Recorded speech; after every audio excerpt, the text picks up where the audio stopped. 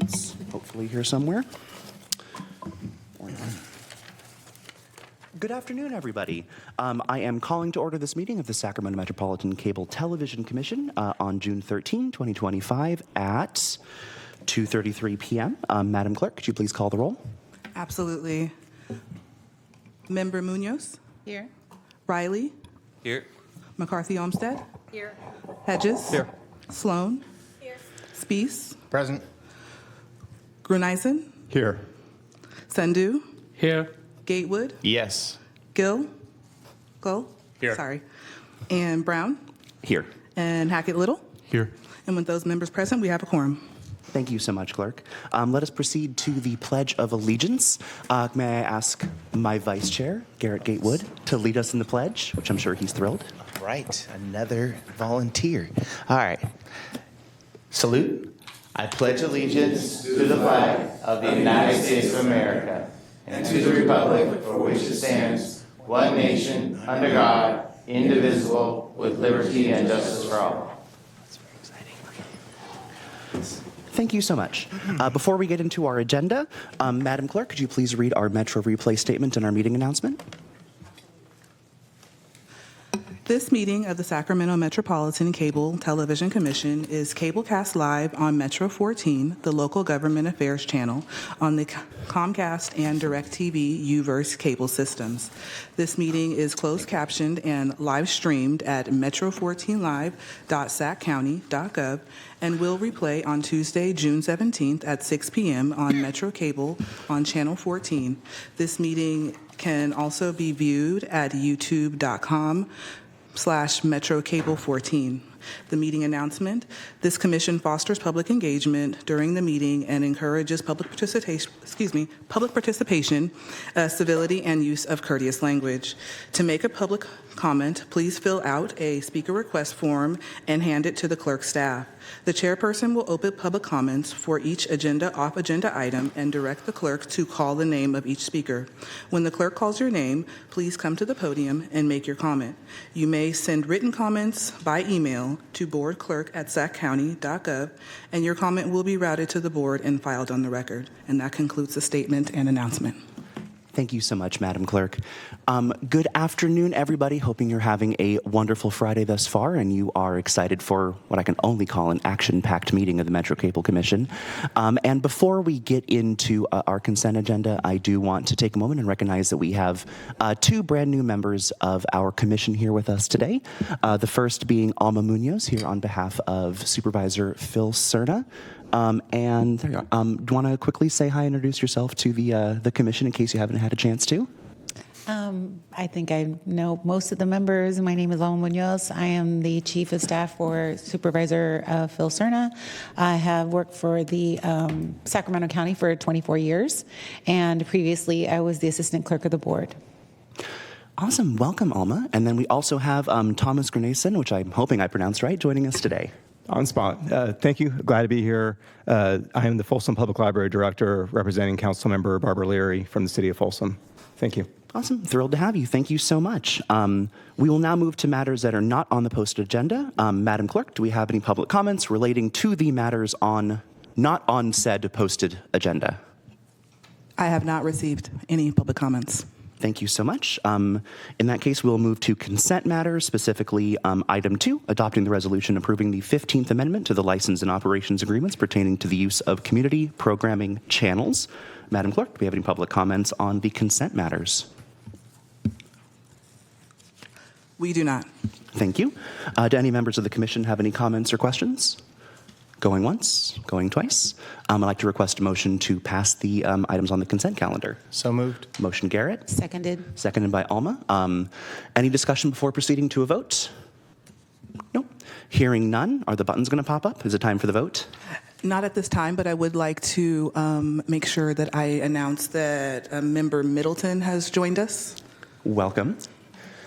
In that case, we have a motion and a second. We'll proceed to a vote. Is that going to be a voice vote or? That is going to be a voice vote. Wonderful. Please, if you are in favor of passing the consent agenda, please indicate by saying aye now. Aye. All those opposed? Any abstentions? The motion carries and we have passed the consent agenda. Thank you all so very much. And then we're going to move into our discussion matters, which I believe begins with item 3. And that first item is receiving and filing updates from the Sacramento Metropolitan Cable Television Commission Community Grant Program recipients. Do we have a presentation? We have 4 presentations. These are recipients that were previously awarded scholarships or grants. I'd like to call Keir Stoza up first. Is he here? And he's with Sacktown Movie Buffs, and his grant amount was previously awarded at $10,000. Amazing. Welcome. Thank you. Thank you for having me. Just wanted to touch a little bit on what the grant program and kind of what we do.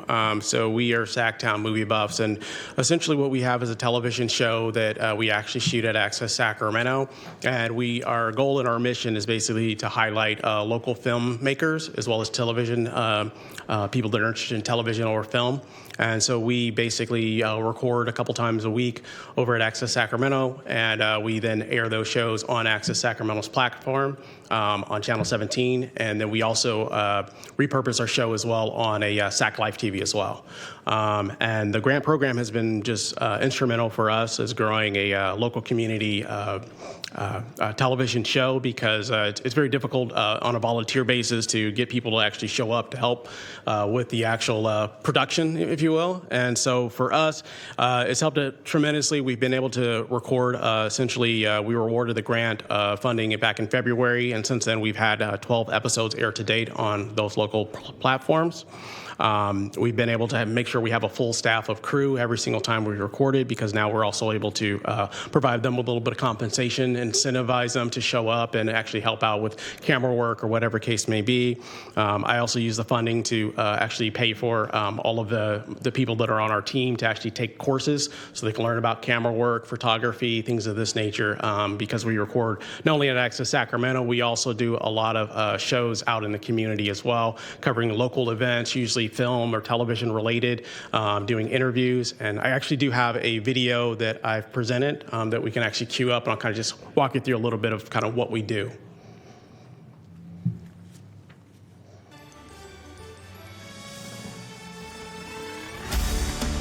Doing my thing, and I'm like, okay, that's okay. Yeah, so this is And then kind of this just like an little- interview this that we did little bug- initially. This bug about that big. That's They're huge. They're huge. Even their spiders. She's a are local huge. Like, you can makeup see them artist, a couple and miles just kind of away. a funny Yeah. tidbit that she was sharing a story with us, essentially. So it starts walking toward. So I keep going toward the door, and it keeps going, and then all of a sudden it starts doing its wings, and I'm like going, oh my god, does that mean it's gonna go inside of me? Like, what's going on? I'm trying to open up the door, and then all of a sudden I let out this huge scream. And so she's essentially all just of a telling us a sudden, funny story, they an were like- anecdote that she did on a film set where there was like cicadas down in Florida that were is actually like everybody attacking okay her. over So, there in the house? so it was kind of just like a funny little tidbit that we thought it we'd was throw in there Paula. just to kind She of was kick things screaming. off.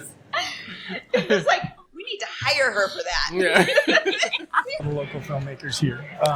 And then this it is doesn't matter what I have people that are going. actually on my I crew. will There's Bunny always be Stewart here and Kelda and Music. This is at always another local film come festival, cheer which you I guys actually on. run as well here And I locally in just like to, Sacramento at the see everybody IMAX. just do their- And they're do their basically work. just interviewing Yeah. participants at the film festival as well. Whatever that may be.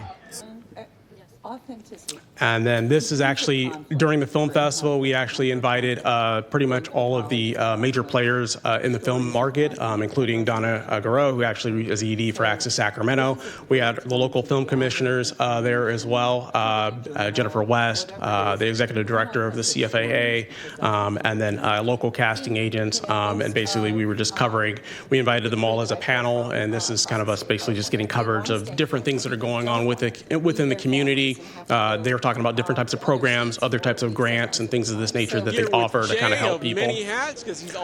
This is me at an actual Sinister Creature Con event where we were there and just interviewing one of the local individuals that runs the event there, which gets like thousands of people every single year that they have Sinister Creature Con. They invite people in from the community. Also, people come in from Hollywood and facilitate there as well. Team that puts it together. All I got to do is talk to people. Well, hey, that's all I do, man. Yeah. So we're kind of in the right. You know.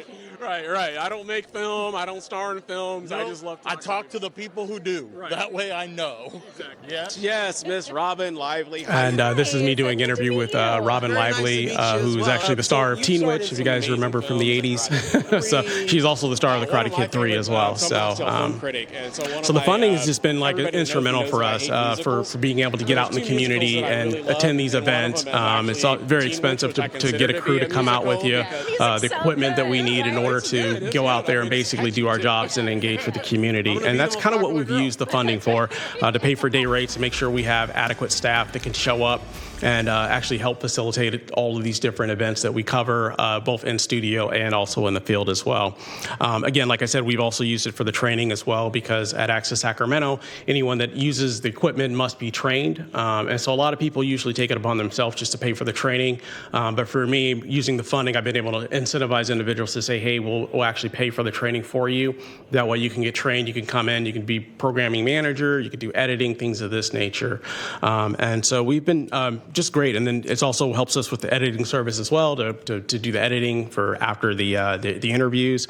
And then we've also been able to enhance and upgrade our equipment, and we'll continue to do so moving forward. So it's kind of the nutshell of kind of what we do. So. Amazing. Thank you so much for sharing that with us. Thank you. Any members of the commission have any thoughts, feedback, questions, comments? Awesome. Thank you so much for joining us today. Well, thank you. It was wonderful to Have a see great what you've done. Thank you. Thanks for having us. Of course. Our next presenter is a teacher from San Juan Unified School District, Rebecca Batsianis. Is she here? Yes. And she and her students were awarded a scholarship to attend the National Student Press Association convention in Seattle, Washington. Wow. Good afternoon. Like he said, my name is Rebecca Batsianis, and I am a journalism and also English teacher in the San Juan School District. My program mainly focuses on teaching students how to make and edit videos. We do focus on journalism, but we also have a creative filmmaking videography aspect as well. For the first time since I've taken over the program, we were able to go to this national convention. And the goal was to have students, expose students to other schools and programs, as well as other classes and workshops that they could attend. There was also a trade show, which included college reps, so they were able to talk to nationwide representatives from a whole bunch of different colleges to learn about their programs. My program also runs a live broadcast every Monday called Castro Roble Live. We go live on YouTube like the professionals do, so it really gives the students an opportunity to learn what it's like out in the real world. They produce videos as well, pre-recorded videos that we incorporate as well. So being able to go to Seattle to the National Student Press Association convention was a really great opportunity for them to learn more, to attend classes, and to get to meet with professionals in the industry to learn more. It was a 3-day convention that we attended with literally thousands of other high school students. The first night we were able to hear from speakers in the industry and to kind of hear about what the program consisted of. The second and third day, there were classes featuring hundreds of professionals from a variety of industries. My students wanted to be here, but were on summer vacation and they're off literally with their families, so I am representing them. What Nico wanted to say is that he really appreciated the opportunity to learn more about interviewing and how to make people feel more comfortable while you are interviewing them. He is a very shy student, and I have really seen him come out of his shell, which is amazing to see. Especially on this trip, I really saw a side of him that I have not seen before, and he really appreciated the opportunity to learn and to grow. My student, Jaden, really learned how to prioritize the importance of telling a story as opposed to just working off of a list. of like a check mark list of things that she wanted to do and to focus more on the story behind her videos. All along, she has said that she wants to go into journalism, and she said that this trip cemented that for her and really helped her to see all of the opportunities and all of the ways that she could pursue that career. For Hudson and also for myself, the highlight of our trip was we got the opportunity to view a Oscar-winning documentary and then also have a presentation and a Q&A with an Oscar-winning producer and director, which was really cool. And he opened the floor for students to actually interact and talk and ask questions of him. And that was really an invaluable opportunity for me and for these students to see somebody who has won an Oscar and to ask personal questions and interact with him. Hudson said that he really appreciated that he was able to get the scholarship, and he said that he definitely would not have gone if he had to pay all of the money on his own. And it was a cool experience, and he was glad that he got to go on the trip, and very grateful to all of you for providing that opportunity for him. I am incredibly grateful for the opportunity that I had to attend as well. As a teacher, I don't often get the opportunity to learn for myself. Usually I'm passing on the information, but I did get to attend several workshops. The ones that were most valuable for me, other than the presentation with the Oscar-winning director, was the opportunity to go to a couple of classes where they really talked about California law and how that applies in the classroom to freedom of the press, as well as copyright infringement, which is really important, I feel, right now, in the freedom of the press and freedom of speech. So I was really grateful to have even more knowledge of my rights as they pertain to what my students can do inside the classroom. So all four of us are truly appreciative of the scholarship and the opportunity to go to Seattle and to learn more about the industry and to meet with professionals and look at opportunities for college for these kids. So thank you. Amazing. Thank you so much for sharing. That's really remarkable, and hoping you get back to enjoying your summer break soon, too. I will. Anything from, yes, Keaton. Yeah, well, it sounds like an amazing opportunity. Really glad that you all got to do that. I'm just curious what the documentary was. It's called The Last Repair Shop.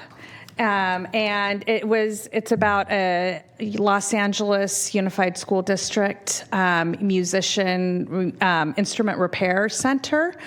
And it's the last one in the country where they provide for free all of the instruments for people in the LA school district to be able to play instruments. And then as they break, they come in and repair everything. Oh, awesome. Thank you. Yeah. Awesome. And anything else from the remainder of the commission? So moving forward for efficiency's sake, if I do not see any requests to speak, I will assume that there are none, and I will move on. So if you'd like to give any remarks or feedback, please just click that little button. Thank you so much for joining us. Two more presenters. The next one is Elliot Rogan. He's a student from Vista Del Lago High School, and he was awarded a scholarship which he used on some hardware and software, and I believe he brought some examples of his photography today. Yes, my name is Elliot Rogan. I am I just graduated from Vista Del Lago High School, and I had taken specifically Photography 1 and Photography 2 classes at that school. That was specifically what started me inside of this program. And first of all, I'd like to say good afternoon to the board, and thank you all for giving me the opportunity that I have been given. My grant was a large sum of money that I was able to spend on hardware, specifically a MacBook, and specifically Lightroom and Lightroom Pro and Photoshop. And I've been using these certain tools to be able to influence the nature of my photography and be able to showcase it in various ways. I have been able to open up my artwork to different photographers. I'm able to open up and communicate to different people that I wasn't able to in the first place. I've been able to share and collaborate with different photographers as well. And I have been able to, I would say, open up my knowledge as well to various techniques and tactics, I would say. I wouldn't be able to edit and showcase any of this artwork without this grant, and I wouldn't have been able to specifically collaborate with anybody. And I have, besides the Photography 1 and Photography 2, I am taking a beginning photography history class in college, in the community college in my area, and I plan on continuing that into a University of California. Hopefully I can take my photography to the next level and turn it into a career and turn it into any more than a hobby, and make sure I can turn it into something that I can sustain myself on. I can showcase some of my photography here. I'd like to specifically showcase the wide range of ability that this camera and editing software has been able to give me. In this photo that is on the screen here, it is, I would say, probably not specifically as dark as it could have been, but the camera was able to highlight the darkness in this scene, and also the lighting as well, that I wouldn't have been able to capture with any other instruments without this grant here. And then I go to this next one here, and I would say it's a complete different jump from what the last photo was, and I'd like to highlight the wide range of colors and light, I would say, in this different photo. As the first one, it was a fully different scene, and I'd like to highlight the amount of variety that the camera has been able to give me. I feel like I was able to, through the amount of money I'm able to get different photos, I would say, and make sure I can get different ones that are able to highlight how I feel in the moment. I would say that with how different this photo is from the first one, it is able to showcase a lot of different options I do have. And then for this next one here as well, I'd like to highlight that this photo wasn't originally black and white, and through the techniques and options I have through the softwares that I was able to purchase with this grant, I'm able to showcase these different photos and edit them specifically how I would like to edit them through Photoshop and Lightroom, and able to showcase what I would say is the best of my ability through these photos as well. Here in this next one as well, it's also black and white, and I would say this one was taken through, I'd purchased a new lens as well through this grant that I was given, and I feel like that, along with the ability to edit them how I see fit, I think is a very great opportunity that I've been given, and I feel like it has really opened me up to a lot of different techniques and different experiences that I wouldn't have been able to in the first place. For this next one as well, I'm back to color, but I'm able to edit everything and be able to showcase it to you as a group, to be able to showcase what I would say to the best of my ability is what I've used this grant for, and how I've been able to further my education and further my experience in the photography world. This one wasn't necessarily taken on the camera that I have purchased, but this one was edited through the software that I've been given, and I like to say that this photo has been a big inspiration to me, particularly just because it has, this photo out of all of them particularly has made me proud to be the photographer that I have become, and I'd like to say that this photo particularly has influenced the ideas that I've been able to create through this grant that I've been given, and how it has inspired me to keep pushing and to continue my education and to continue my passion I would like to see fit. This one particularly is the same case as the new lens that I was able to purchase. All these photos have been able to particularly show how each individual item and technology I've been able to purchase has helped, particularly all these different aspects of my photography. This one as well, none of this would have been possible without the use of the technology and then the editing softwares I've been able to purchase. None of this would have been able to shown to the board or to be put out in the world in any capacity without what I've been given particularly. I have a few subjects of people here, and I'd like to say that I've been able to connect with different people and also be able to I would say make people feel proudly, and I'm able to connect to different individuals. I have this next one as well. I have the ability to connect with different individuals and to make long-lasting connections and be able to show my photography in less of a uniform sense and be able to show it to people that can make feel better about themselves, and that wouldn't have been able to be done without this grant here as well. And then I believe that was the last photo there. And my closing remarks is I'd just like to say thank you to the entire board for what I've been able to create here and be able to show you all of this. I don't think any of this would have been possible without any of what I've been given. And I'm proud to say that I'm continuing my education and moving forward with my photography journey and making sure I can use all of my technology to the best of my ability. So I thank you. Thank you so much, Elliot, and thank you for sharing that with us, and congratulations on your graduation. It looks like we have Director Grenason punched up. Thank you, Elliot. I just wanted to say congratulations. I'm very impressed, and I'm glad to have your art here in Folsom. Thank you. Thank you very much. Thank you so much. Who do we have next? We have one final presentation from Folsom Cordova Unified School District. We had two winners, Maxwell Rice and Gia Tiolini. Might be mispronouncing your name. Max is here along with the teacher, Brittany Valtiera. Am I saying it right? Great, thank you. And they actually produced a video. I think they're going to show you, not the video today because it's like 11 minutes long. It's too long for the commission meeting. But they're going to show you the behind the scenes reel. Awesome, welcome. Yeah. Hello, my name is Maxwell Rice.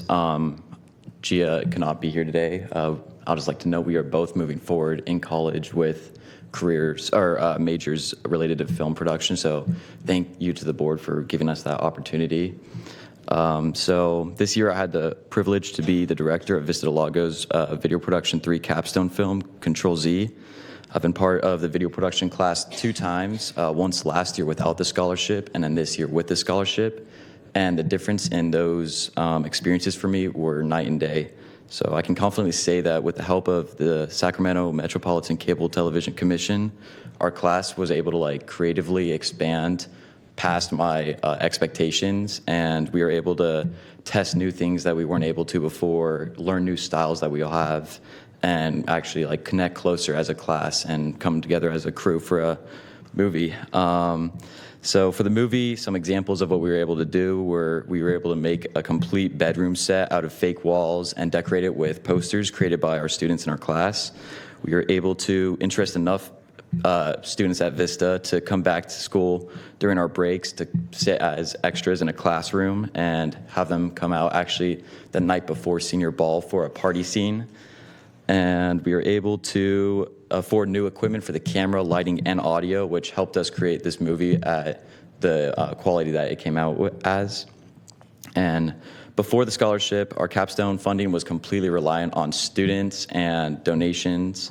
And as you can imagine, sometimes that didn't end up very well. So we'd be stuck with a lot of challenges with the budgeting of our class. And this year, with our donations from you guys, we were able to focus more on telling our story and creating a visual style that we best felt matched that story. So I'd like to thank you guys all for giving me the opportunity to be better prepared for a career in video production. Yeah, just to piggyback on that Max said, it really is a special, hopefully you get a glimpse of that experience. And this really did help this year, not only in that sense, but every year I try to send it out to a festival, but festivals get kind of costly, and we were able to send it out to 6 festivals this year, also with the funding that you guys provided. So thank you very much for that. I've gotten some inklings back from one of them, so I think we're getting in, but we don't find out till the 15th, so hoping for that. But each year provides new challenges because we literally don't know what film we're making until the students go through a very thorough pitch process, and then even goes to a producer in LA that I used to work with that picks the final film.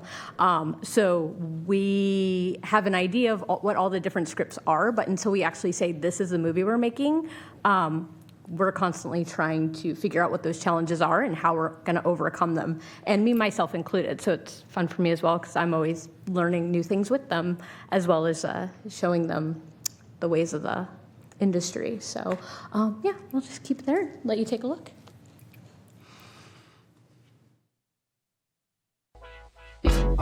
It's the, all right. The windows picked like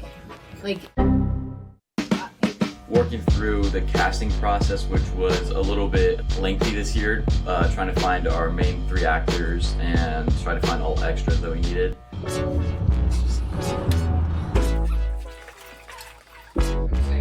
That was really cool, getting to like kind of figure out this shot while we were at the location scout and like already prepare for like where the lighting would be, just because we're already at the location, so we know the space that we have available to us. There was a lot of stuff that I wasn't expecting, like having to physically build a bedroom in the studio instead of having an actual bedroom to shoot in.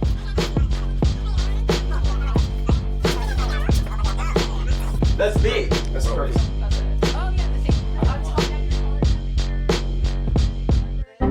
Dom, all right, quiet on set.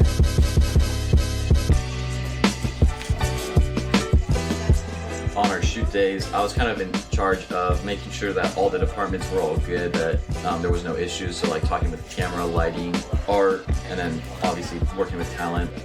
Keep your hand up if your walkie does not have this. I reached out to like local food vendors to place orders for food so that we had those for our shoot days for crew and extras.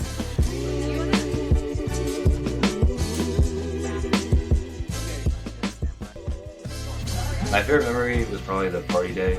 Miss V brought her husband, and was really helpful. Extras obviously need direction because they don't know exactly what's going on in the shot. For a couple of extras, we'd have them like walk across the frame. I think one of my favorite memories was probably when we actually started filming in the room, because I actually got to see my work on camera, and I thought it looked really, really good. All right, that's a wrap, guys.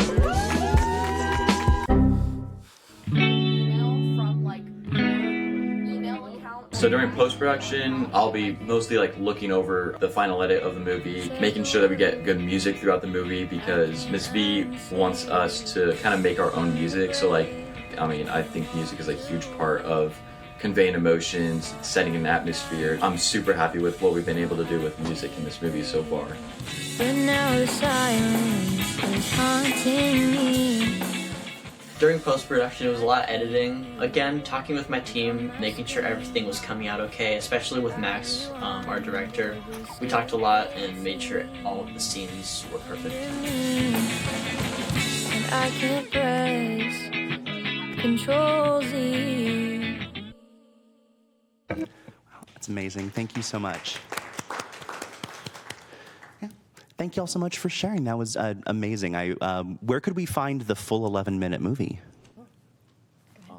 We have the link. We could just forward it to the commission members. Yeah, I would love that. Thank you so much. I'll look forward to it. I have a question. Max, where did the script come from? Where did the script come from? So at the start, so our class at Vista Del Lago, it's kind of divided into 2 parts because we do kind of a weird schedule, but at the end of the first half of the class, students start writing scripts, and every student pitches their script to a board of teachers at our school, and those teachers often consist of like English teachers, art teachers, never Miss V though, because she likes to be out of the matters related to that.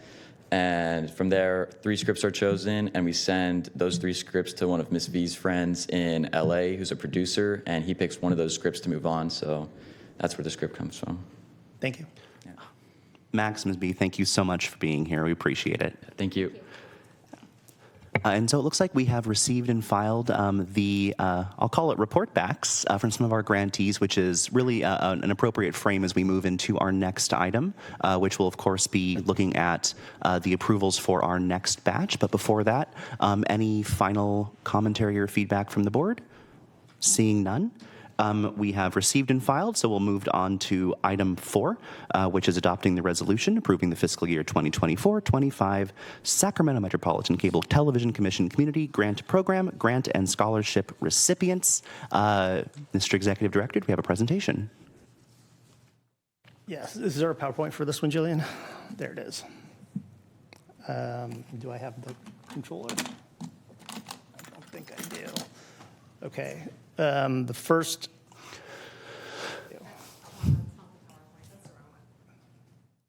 Yes, that's much Okay. less exciting. Try a different one. Let me just, yeah, that one's going to be big. Okay, let me just give you a verbal on it. So we have the big grants to award today. There was an ad hoc subcommittee that identified several that should move forward.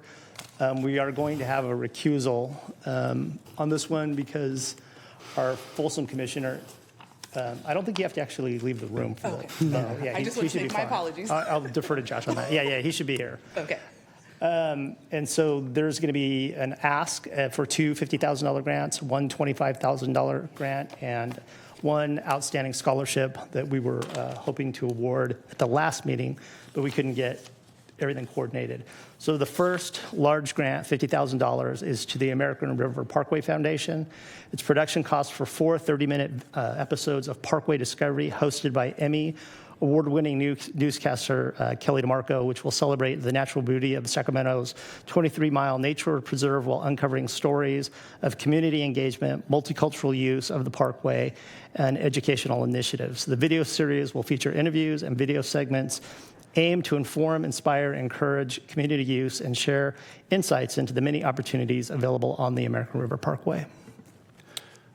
Amazing. Thank you so much, Sean. The next one is mutual housing. This one's for $25,000. Production cost for a 27-minute micro-documentary film aiming to celebrate the rail yards, the impact of the Wong Center, and discuss the historical use of the rail yard property. They're bringing on 2 historians to help with this project. It'll be developed in collaboration with Marcia Iman, who I believe was a retired city historian. Yes, for Marcia's Sacramento. exceptional. And also Alita Bray, a museum professional with over 40 years of experience in Northern California. And then the final large grant is for SAC Geeks, $50,000. Production costs for 5 documentary-style episodes focusing on geek culture, prop making, cosplay, graphic novels, and the Comic-Con experience. Each episode aims to showcase the energy and creativity of geek culture and highlight its role in Sacramento's creative economy. And then the scholarship is to Cooper Currency for $980. He's going to take radio, television, and film courses at Casunas River College. And we're asking you to vote in favor and support. Thank you. Thank you so much, Sean. That's incredibly exciting. And, as a reminder to our commission, we have a couple of new folks. This is something that we are in our, I want to say, 3rd year? Nope. 4th? 2nd. We have done this before. This is our 2nd year, and so this is the next batch of folks that will be producing, some exceptional content and stimulating the creative economy here in Sacramento, which is a priority this board set and reaffirmed in our discussions last year. I'm especially excited for the mutual housing project as the city of Sacramento approved the broader rail yards project this week, and boy, have I spent the week delved into rail yards history, so I'm really excited to see that come together. Anything from the rest of the commission? Hearing none, is there a motion to approve the resolution? So moved. Motion. And the most important one really is the geek stuff. So let's not get twisted. Okay, no one cares Mr. about Vice the Chair, radar. thank you. Everyone cares about the geek nation. That's right. Don't Stepping start out. with me. Thank you. Motion by Vice Chair. Do we have a second? I'll second. Thank you so much, Alma. And do we have any discussion before proceeding to a vote? Seeing none, No public comments either. Thank you so much for that. I definitely did not forget to ask. Is this a button or a voice vote? This is you guys can take a button vote if you guys have it available. If not, then I can go ahead and do a voice vote for you. We'll go ahead and do a voice vote. Perfect, thank you. In that case, all those in favor of approving the resolution, please indicate by saying aye. Aye. All those opposed? Any abstentions? Yes. Thank you. In that case, with a single abstention, the resolution carries. Congratulations to our new funding recipients. I'm so excited to see what y'all produce. And then with that said, we will be moving on to item 5, which I am very excited for. This is adopting the resolution honoring our fabulous staff member, Kristen Riggs, and celebrating her 25 years of dedicated service to the Sacramento Metropolitan Cable Television Commission. Sean, you want to take this away? I believe we have a resolution in a frame. We do. It's up here. Commissioner Gray, and it's my understanding that you'll present the resolution. Maybe we can get Kristen to come up. Chair Brown, do you need a motion first to approve the resolution? As a matter of fact, I believe that I do. I'll make that motion. Do we have any public comment before proceeding to a motion? We do not. Thank you so much. I hear a motion from Director Munoz. Second. And a second from Vice Chair Gatewood. I'm going to read segments of this into the record and put Kristen on the spot as we are celebrating her today before we proceed to a vote. And so Kristen Riggs began her career with the Metro Cable Commission as our programming coordinator on May 15th, 2000. And was promoted to production director in August of 2014. And she's worked diligently on cable casting, quite literally thousands of local government meetings, and has been a key leader in Metro Cable 14's mission of bringing government closer to the people, fostering transparency in local government for the Sacramento area. Her leadership and mentorship have helped so many production assistants and new employees learn their jobs to become confident in cable casting and control room skills, and of course, ultimately flourish in their broadcasting careers. And I think really most importantly and most in alignment with our mission, she has continually worked to improve local government transparency and the accessibility of public meetings with her involvement in our transition to closed captioning, implementation of an archive of agency meetings, and has truly worked throughout her career to deliver exceptional results for the commission, for our members, and of course for the greater Sacramento community. I think we're about to make her cry. We're that close. But before we do that, do we want to call for a vote? Would be appropriate on the resolution? Or before we proceed to a vote, is there any discussion from our commission members? Congratulations. We've enjoyed having you. You've been great. Thank you so much, Kristen. And in that case, we'll proceed to a vote. All those in favor of adopting the resolution, please indicate by saying aye now. Aye. All those opposed? Any abstentions? I abstained. I'm just joking. You've been great. This man's a problem today. Kristen, the motion carries, the resolution is adopted, and we are so incredibly grateful to have you with us. Hopefully for a long time now, but for the last 25 years, you've made an exceptional difference. And before we go and present, are there anything you'd like to share with the commission and the public? Sure. I really appreciate this thoughtful gesture recognizing me, and anybody who knows me knows I'd rather be back behind the scenes than out here in front of the camera. But I'm just so grateful to have been able to work here this long, and given the opportunity by Donna Wellborn when I was first hired, and then Bob Davison when I was promoted to production director. And I'm just grateful to be surrounded by wonderful staff, competent crew, and of course all the clerks that we work with and the staff members. I just wish more people understood how hard people work behind the scenes to provide government transparency. So I'm grateful to be here, and thank you very much for honoring me today. It's very kind. Big round of applause for Kristen. Thank you so much for your service. We want to take a quick picture with the presentation. Could I have my commission members actually maybe join down in the center area here so we can take a quick photo with the woman of the hour and, of course, the resolution made of reclaimed barnwood. I was warned to be very careful while handling it.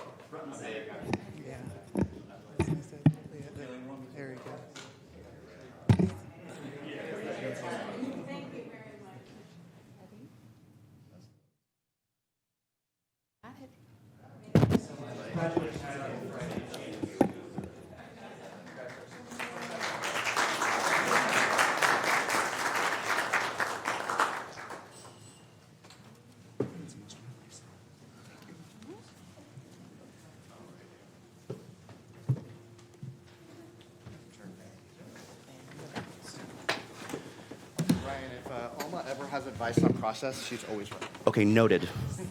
I fully believe that.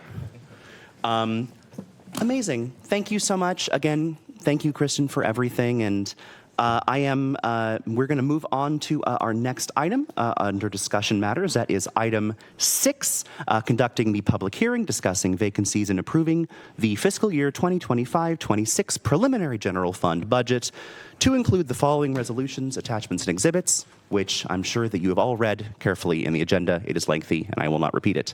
That is the subject of the item. Do we have a presentation? Just going to confirm the mic is on. Yep. Okay, 2 votes and an ask. We have a recusal on one of the matters. So I'm going to break it down into the general fund presentation, and then I'm going to do the PEG presentation, and then I'm going to ask the commission for some direction. And I'll pause at each point where there's a vote and answer any questions or entertain any comments you have for me. First off, AB 2561 requires public agencies to present the status of their vacancies in a public hearing before their governing body at least once per year. This org chart shows where my 2 vacancies are. They're on the admin side of my shop. We're carrying those vacancies because we're trying to basically preserve our general fund money. My team works hard, and they can work within a couple vacancies, although we do have a temp in one of those vacancies right now. I'm going to show you what I'm going to ask you to vote on, and I'm going to circle back to the screen. So I'm going to ask you to vote on the 25-26 preliminary general fund budget to include quarterly channel license funding, and then all the resolutions, attachments, and exhibits and agreements included in the fiscal year 25-26 preliminary preliminary general fund budget report. I try to meet with as many of you as I can and try to complete the fiscal picture for the team that I lead. You can see that top line is diminishing revenue. The bottom line is your increasing expenses, and basically the difference between those 2 lines, less the money I hold out for operational needs, is the general fund distribution. If you look down at the bottom right-hand corner, but for cash, so we're taking some money out of our account as cash to make the projected number of $6,314,842. To keep to that projection, we're bringing cash out. If we had done the calculation just based on the revenue and then after deducting expenses, the actual distribution would have been $5,496,283. Just to run the Metro team and run my admin team, this is commission salaries, and then our operations. You can look at the things that we pay for in operations to keep the Metro channel going. Includes closed captioning, insurance. We're located at 799G with DTEC. Included in this was the efforts that we put into to bring the grants and scholarships forward, contracts, education, training. It's a busy shop, small but intensely busy. My admin team administers the state franchises, assists in consumers in resolving cable complaints. Mary, 33 complaints year to date. Usually we can get them resolved in the same business day. We have oversight of the Metro channel, collection and distribution of franchise fee revenue, collection and distribution of PEG fee revenue. That is a lot of work between the admin team and even the tech team, working with each of your control rooms to make sure that we're funding you so that we can put out high quality audio video productions for the different JPA members. And then we support community programming. These are the channels and the programs that we support: Access Sacramento, PBS, KVIE, SECC, SAC Life, and Metro. There's an intentional blank spot on this. Cap Radio has dropped out this year. We had a placeholder in our budget for them, but because they're working, I believe, with CSU, there's parameters on how they can accept money, and what they communicated to us was our money was conditional, and so they're no longer going to accept money from the commission. My Metro Cable 14 team stream and broadcast live all of the videos, all of the meetings in board chambers and in the city council chambers. We still do hybrid, virtual, and in-person. We do pre-meeting testing. Our production assistants go out and take care of that for you. We meet with clerks and all your IT staff to make sure that all of your PEG requests are actual PEG requests. There are some legal parameters around that. And then we work up your budgets for that, and you'll see that in a next segment of this presentation. So on-site technical support. I want to talk about the flight pack a little bit. The flight pack allows us to remotely cover meetings. I think we're going to cover a sewer district meeting, and there may be plans to do a joint city and county meeting, and that'll give us the ability to go out and cover that meeting. We do all the closed captioning, and all our recordings are archived on YouTube. And the channel has been in business for 40 years in Sacramento. I think it used to be Metro 65, and now it's Metro 14. We have some video from that era. I thought about showing it, but it's on like VHS or something. This shows the 22 agency meetings that we cover. It's a diverse group. It's also geographically diverse, so we're at virtually every point in the county. Let me back up. The red dot just shows where the meeting's live. Some of them we record and then post later.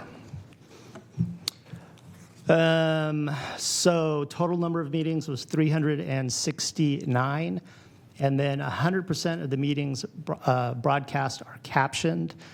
About 2 weeks ago, Kristen went out and did a presentation to the Disability Advisory Commission. I attended with her, but she did all the presenting. And they gave us feedback on what they look for in our material that we produce, and we're hoping to incorporate some of the suggestions into future taping and the audio part and the closed captioning part. So that was helpful, and I appreciate Kristen putting that together. Okay, per capita distribution. You saw the big number on the first chart that I showed. We're holding to that number. These will be your actuals. If you go down the third column, that's what each JPA member, your jurisdictions will receive that as general fund money. I do want to point out this is probably the last year where there's going to be a really large per capita distribution. Okay, so here's the vote again. Vote to support the preliminary budget, and I want to make it clear that after encumbrances, I'm holding about $1.5 million just as an operating budget for my day-to-day expenses. That gives me about 6 months of operating, and then I'll look to future revenue to finance the next 6 months or whatever it turns out to be. Time for a vote, please. Thank you. Thank you so much, Sean. Before proceeding to a motion or to any of our commission comments, we do have some public comment to hear. And so our first public commenter is Gary Martin. Mr. Martin, are you with us? Yes. And I do want to also apologize. We had you down for item 1 off agenda as well and fully skipped it. Director Sloan, please go ahead. Sorry. Could you back up to the slide where you show the distribution of fees to our members? Could you clarify for some of us who might be new to the board how those amounts were derived at and how we've been able to meet them this year? Sure. So there is franchise revenue comes from the cable companies. There's a 5% tax that the user pays. That money comes to us on, I think, a quarterly basis. Out of that, we deduct out the expenses to run the commission and also to support the community programming. And then whatever is surplus gets distributed to the JPA members on a per capita basis. So we take the total population and we divide it into the surplus of money, and that determines the distribution that each of you get. And those fees are generated from cable fees, but not from streaming service fees. Is that accurate? Correct. And that's why that line, that top line on that first chart I showed is declining, because people are either... You want to go back to that chart, please? Yeah, absolutely. So we have what's in the industry called cable cutters, and then we have a new generation of individuals that never had cable, never will. They stream everything. Because of my position here, I've paid a lot more attention to this than I have in the past. You see a lot of advertisement for 5G or for Wi-Fi. Most TVs are smart TVs now. They have apps like your phone has on them. You can get all of the material and content that you get from cable from a streaming service, usually on a smart device, your computer, your phone, or your TV. And so as that revenue stream diminishes, it is not offset by the streaming because we do not collect the tax from the streaming revenues.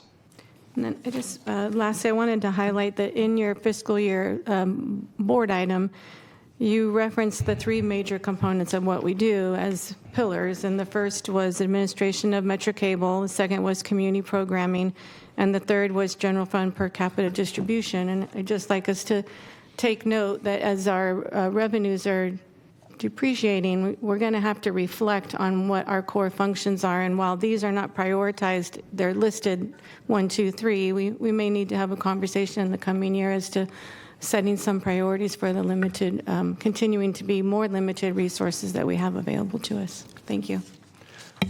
And thank you, Director Sloan. It sounds like you may have volunteered to be a part of our budget priorities ad hoc coming up in item 8, but more on that in a moment. Mr. Martin, hold tight one moment. We have one more question from the board. Director Hedges. Well, one more person. I have a few questions. Can you describe what the 1.13 in carryover funds is? Which screen are we I don't know if it was on the screen, but it's within the budget document presented. The recommendation was for us to pass the budget with 1.13 carryover funds.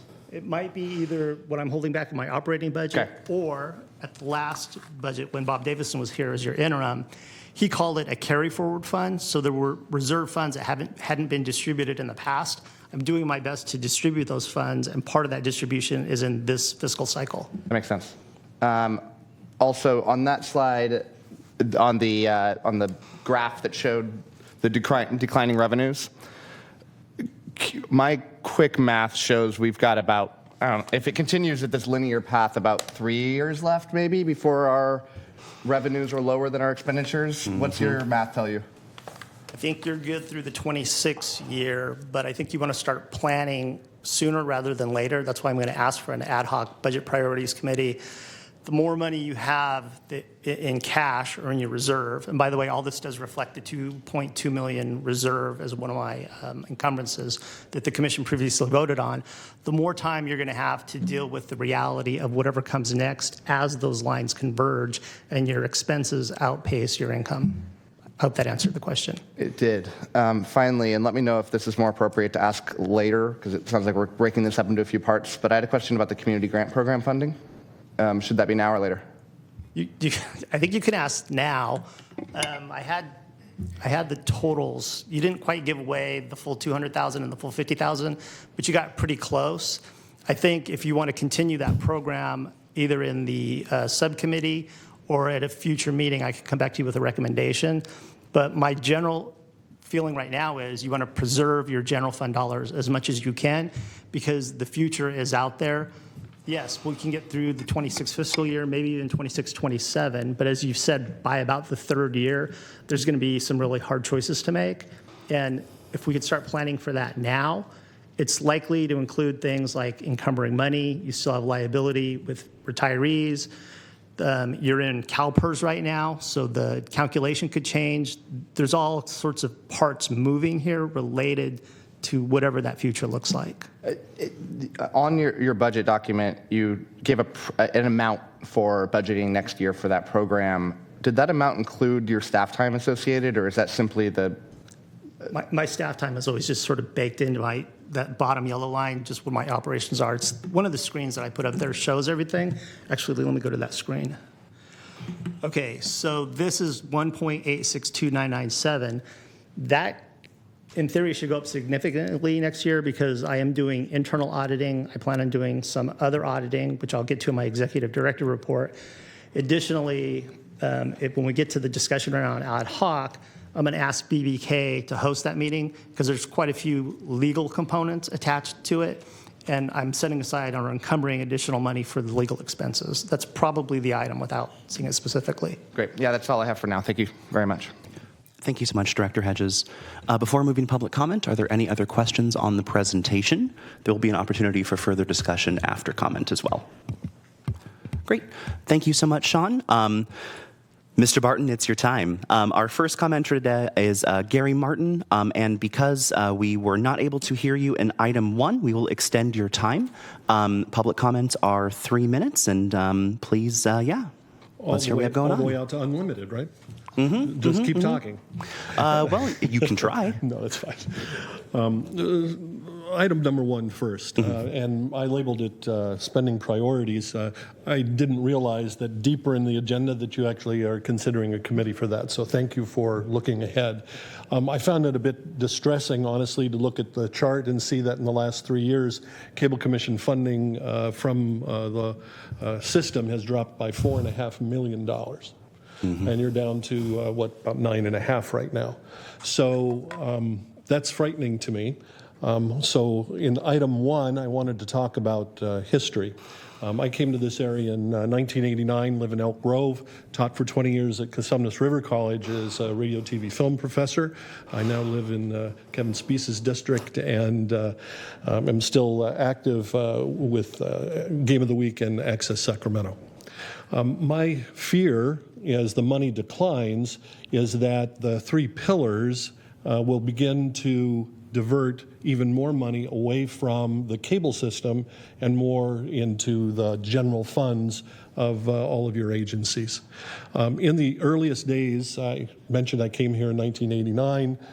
This commission was founded in around 84, 85, so you're at 40 years. At that time period, there wasn't the third pillar. There was only the first two. And in the first two, it diverted all of the money that came from the cable system, the 5%, to the licensees. And at that time, the access channel was automatically designated as a 50% recipient, 25 for education and 25 for government. Now, of course, times have changed.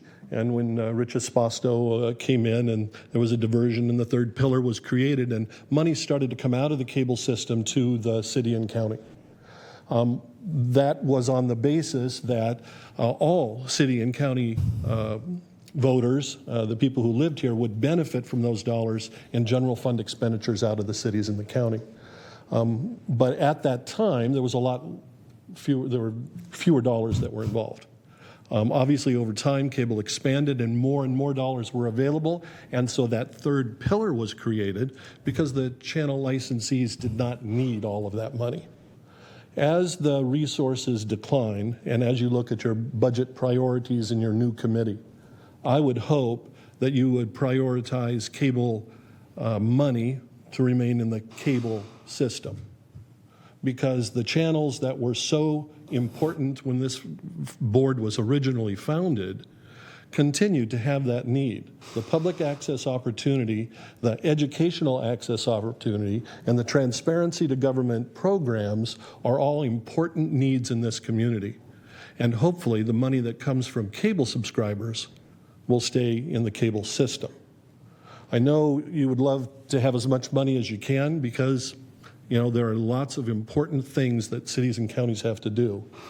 But my experience with free access as an educator and then later with Access Sacramento, I find that need truly should be prioritized, in my view, for the cable money, and hopefully it will stay in the cable system. Okay. Moving to item 6, although it wasn't discussed other than the licensees Mr. Martin, very briefly, money, Madam Clerk, do you mind resetting to add 3 minutes for the second half of the comment? Thank you. although the specific distributions of what was allocated to the cable licensees wasn't a part of the initial report, and maybe that's coming later, I'm hoping that all that the cable channels asked for was actually granted. I don't know if that's what that answer is, but hopefully that was the case. Because I know that all of the licensees, the government channel as well as the educational and public channels, try and be very frugal and fiscal, appropriately operating their fiduciary responsibilities of spending that money. But I also would hope that there weren't cuts because obviously expenses go up and the cable channels should have the ability to get their job done. Programs like Game of the Week that I still help with are challenging opportunities and award-winning opportunities based on the funding that you provide. The licensees, the government channel, educational channels, and public access do a great job in serving their community and the community, the cable access, the cable world. Hopefully you will continue to fund them as much as you possibly can, recognizing that if in 3 years the dollars are so significantly reduced that you will be trying to spend more than you're getting, obviously that is a huge, huge issue. And I wish you luck with that. But again, that third pillar, in my view, is something that cable money should stay in the cable system. And I thank you for your time and your attention. Thank you so much, Mr. Martin. It's not often we get genuine, actual public comment at these meetings, and so I really appreciate you taking the time. Thank you. And we do have 1, 2, 3, 4 other public comments queued up for this item. And so I am going to start with Jose Vega. Our next commenter is Jose Vega. Mr. Vega, thank you so much. You have 3 minutes. Thank you. Hello and buenas tardes. My name is Jose Manuel Vega, pronouns he, him, his.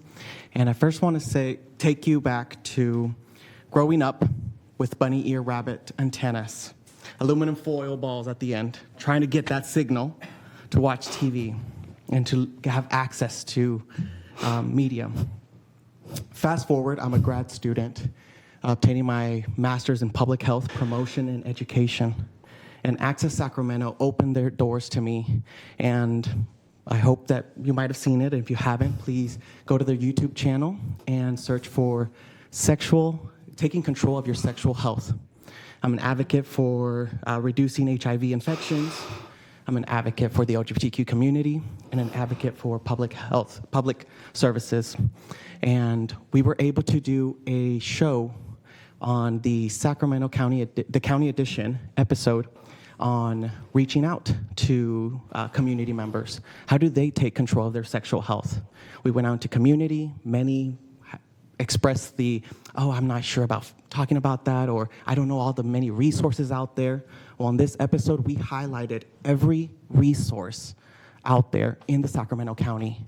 We talked about HIV, we talked about syphilis, we talked about the vaccines, Mpox, access, so all of that. And from that programming, over a dozen individuals got tested. Over a dozen individuals learned that there's other resources out there. So I just want to show my appreciation to Access Sacramento, who opened their doors.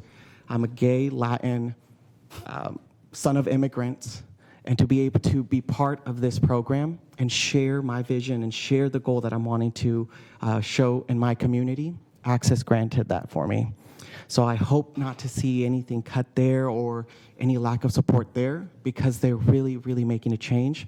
And many more public health students who are looking to do promotion and education are turning to Access television or Access channels or Access media, due to it's always in the same bucket of, just give it to the health department, or give it to the hospital and so forth. But these are actual opportunities where we can expand. And if you'd like, I'd be more than happy to meet with you one-on-one and strategize and show you kind of the area where I'm doing my research on. Appreciate your time. Thank you, Mr. Vega. Next, we have Tanya Hernandez Aguayo.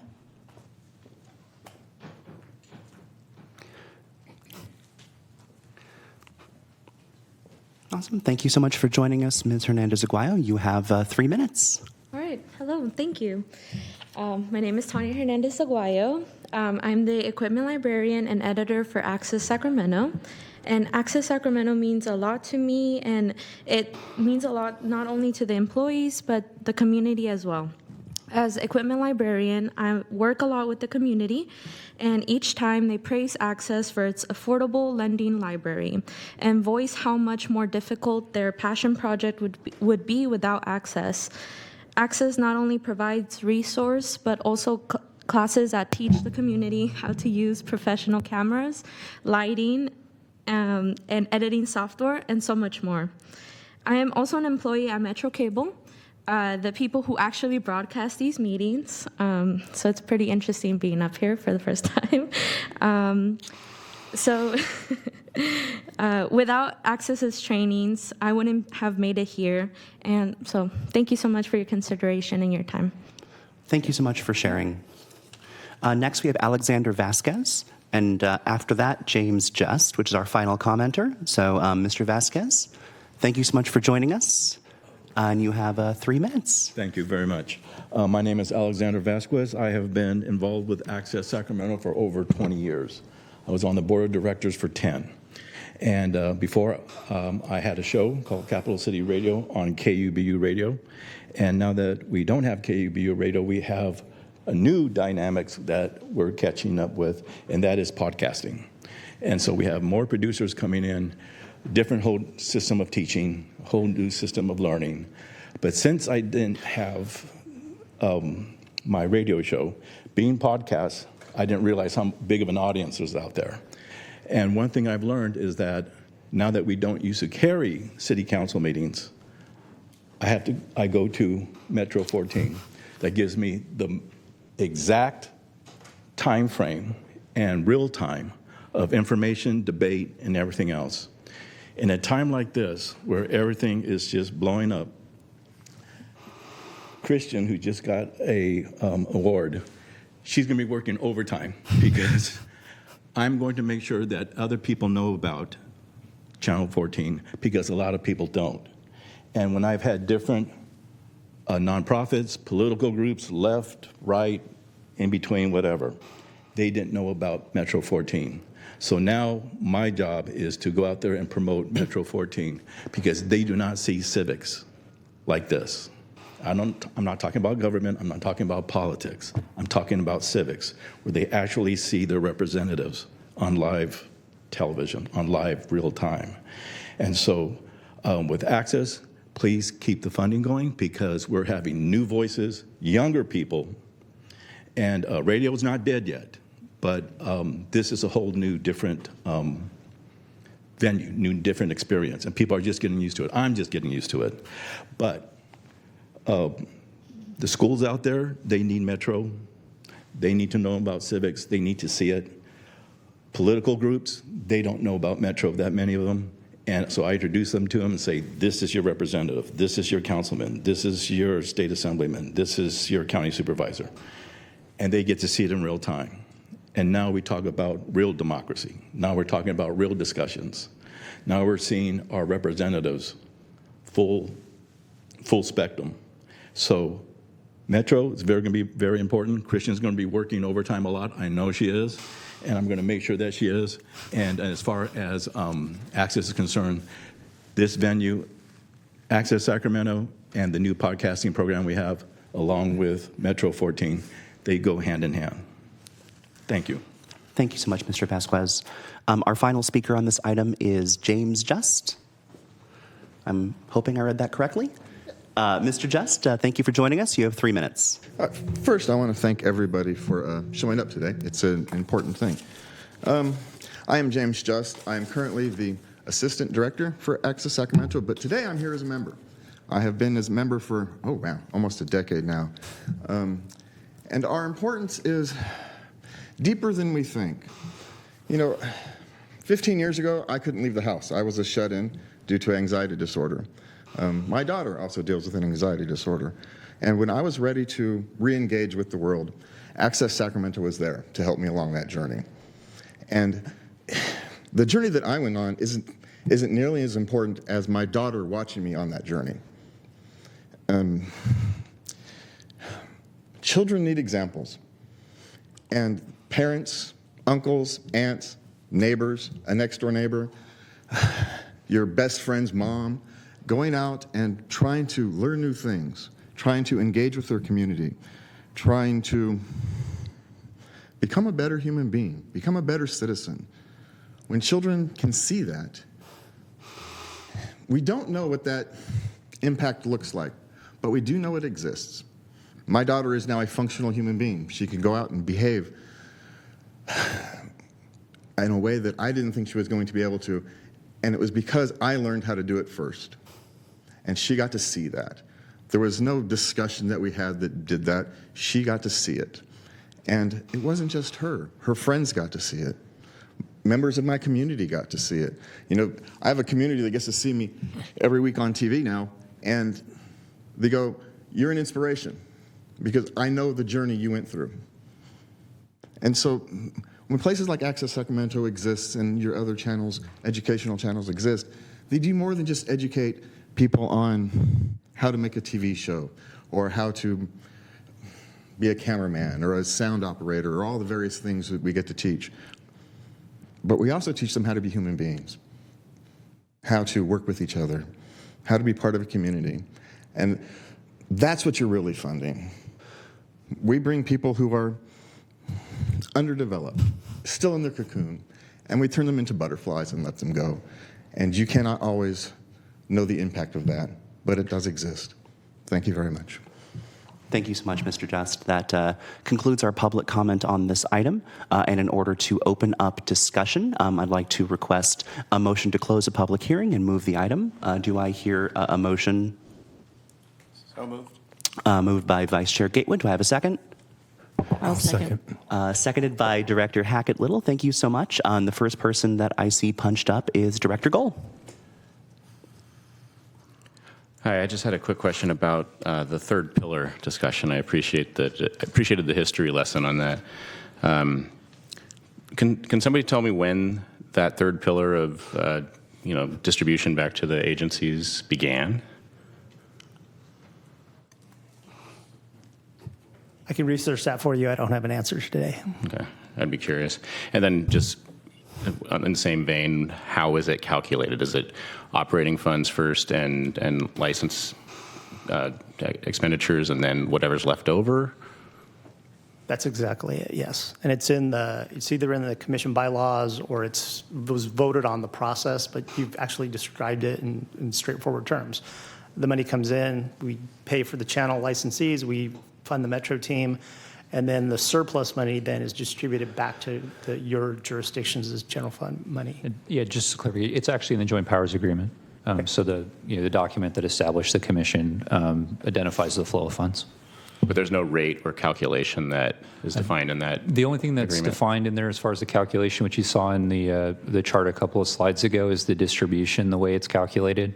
Rather than it being provided pro rata to each jurisdiction based on the franchise or PEG fees received from that jurisdiction, it's done on a per capita population basis, and that's set forth in the JPA. Okay. All right. Thank you, Director Gohl. Seeing no other requests Director Hedges. Thanks. Just want to make some general comments about what we're being asked to approve here. I'm very concerned about the long-term future of this commission and what that looks like, because, and I don't want to go into details about the long-term future because I think that's a different discussion, but about this budget, I think we need to start really considering that future when we're dealing with this budget and start cutting things that we don't have promises to and things that we can. The obvious one that jumps out to me is the community grant program. These are not promises we have to the community, and this is funding that is used for the good times and when we have a lot of money left to spend. But when we're looking at a cloudy future for us existing financially, to pumping out more money to the community for things, I don't think it's a good thing. I also think that we need to start having a really serious discussion, not right now, but probably next year, about the money we're spending on the licensees. I think it's way too soon right now to just tell people your funding's changing. But I do think we might want to start having a very serious conversation with them about what that future looks like next year. Because I would greatly desire this commission to exist in a few years. And trying to figure out how to extend that and rethink things, I think is important. So those are my current thoughts on this budget. Thank you, Director Hedges. Any further requests? In that case, I'll make my, Director Hackett-Little. Thank you so much. I just want to push back a little bit on that and reiterate the importance of the community grant program. As somebody who went to a performing arts high school and had the benefit of grants for these kinds of exposure opportunities at a very young age, it's critically important for us to make sure not only we're supporting the younger generation of creatives in the Sacramento region, but also making sure we're prioritizing that. So future opportunity is not only presented to them, but also they have the opportunity to engage with organizations like this as well. Thank you. Thank you, Director. Seeing no other requests to speak, I'll give my comments and keep them extraordinarily brief. I want to kind of emphasize at least one of the points that Director Hedges made, which is that this is serious. This does not look good, especially not only in the long term, but even in the medium term. There's going to have to be some very serious conversations in the next, I would say, 2 years, going into 3 years at the absolute most, in terms of what we're going to fund, how we're going to preserve the longevity of the commission, how we're going to prioritize where our extraordinarily limited and rapidly waning funding is going to go. Part of that consideration, of course, needs to be the operations of the commission. It has to be the staffing that we have on board, the services we provide to our agency partners, and of course, the work that we do supporting community grants and our channel licensees. And so as we move into a vote on this item and the discussion on the next, I want to once again highlight item 8, which is the appointment of an ad hoc committee to discuss the budget, to look at this next 24 to 36 months and really make those critical decisions to advise the board on what we are going to prioritize, how we're going to prioritize it, and to what degree we're going to continue funding it, and to really kind of balance those priorities with the ongoing fiscal health of the organization. And so as we are hearing the next items, I would encourage you to think about, hey, maybe that's something that I would like to be a part of. And I don't want to have a long discussion about who's going to be on that, because I'd love to have some volunteers pop up immediately when we hear the item. So food for thought, please consider it. And looks like we have Director Sloan queued up.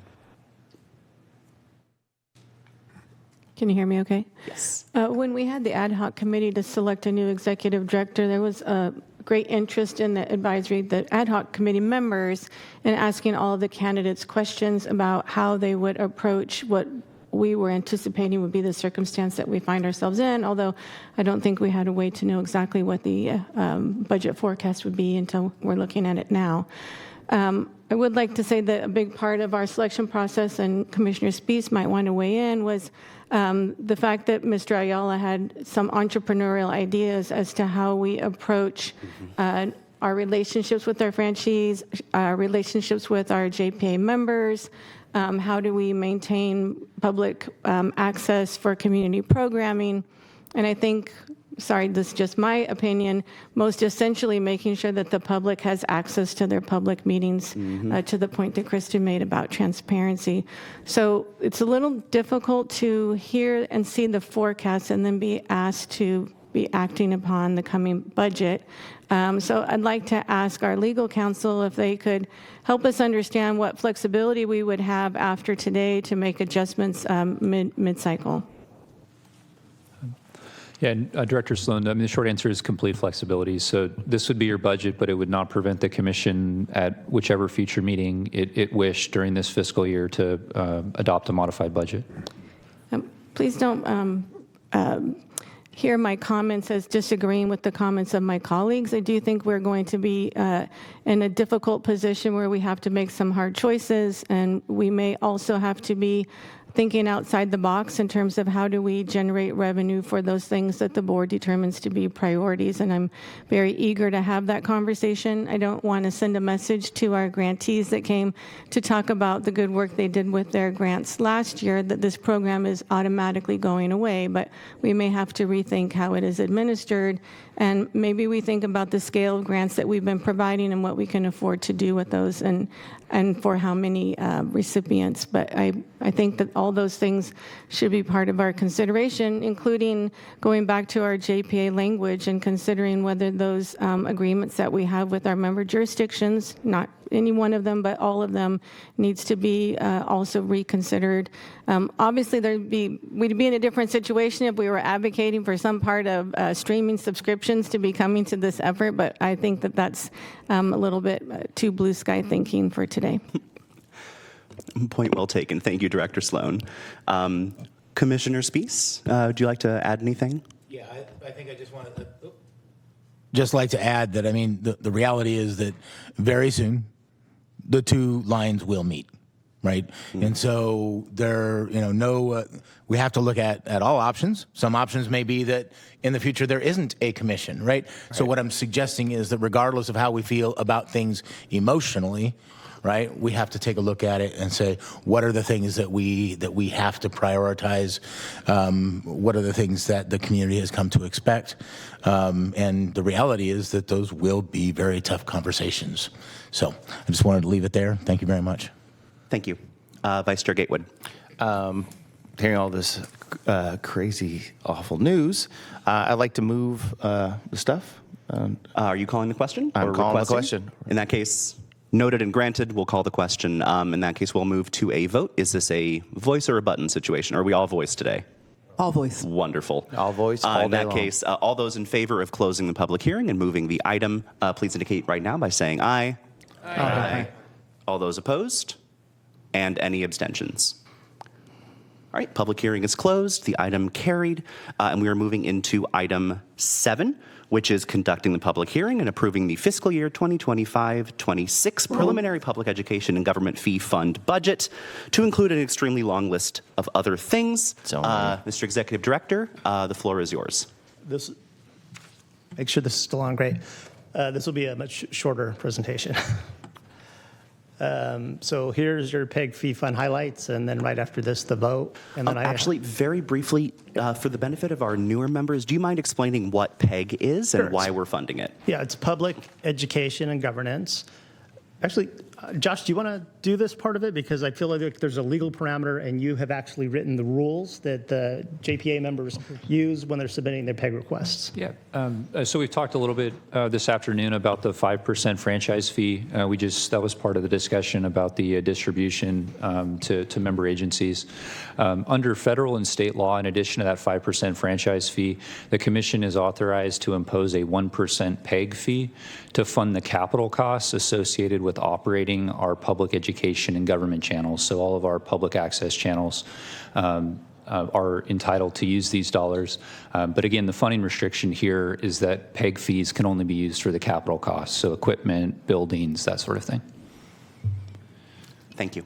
So my team gets those requests and makes sure that they fit the legal parameter that council's advising. Sometimes we work with you to change, make sure things stay within the legal parameters. Some things drop out.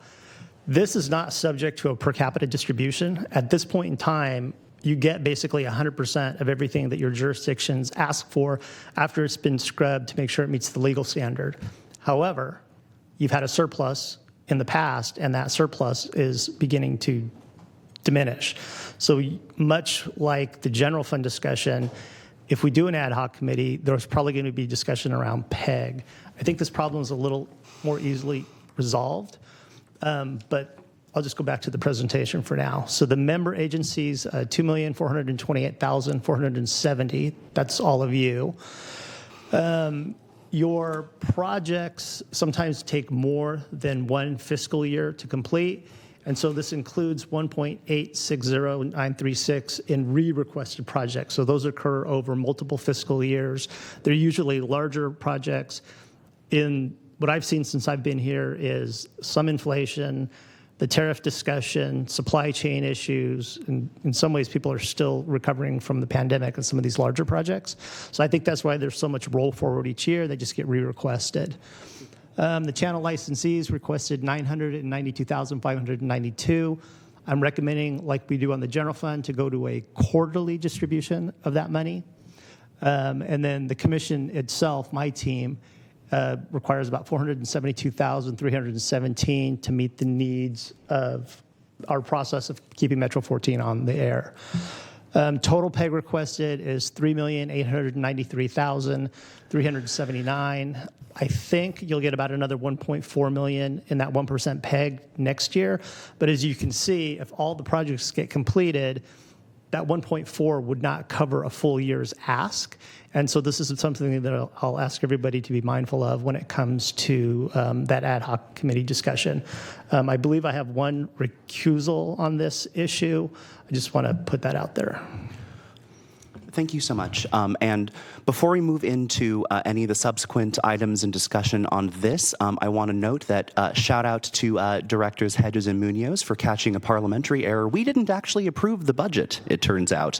We voted on Garrett's motion to call the question, which we did approve for what it's worth. And unfortunately, the question was not called.